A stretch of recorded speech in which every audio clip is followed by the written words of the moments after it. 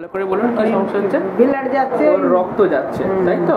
রক্তটা যাচ্ছে কোথা থেকে? রক্তটা হচ্ছে পেচ্ছাপের রাস্তা থেকে, ভ্যাজাইনা থেকে রক্ত যাচ্ছে।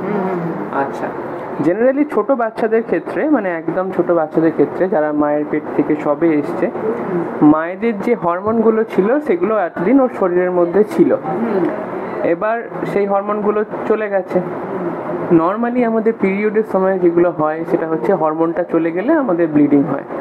আপনার শরীর থেকে ও যখন বেরিয়ে এসছে তখনও ওর শরীরে আর হরমোনগুলো নেই, সেজন্য ওর ব্লিডিংটা শুরু হয়েছে। এবং ওর শরীর যেহেতু হরমোনটা তৈরি করতে পারে না, সেই জন্য এই ব্লিডিং কিন্তু মোটামুটি 5-7 দিনের মধ্যে পুরোপুরিভাবে বন্ধ হয়ে যাবে।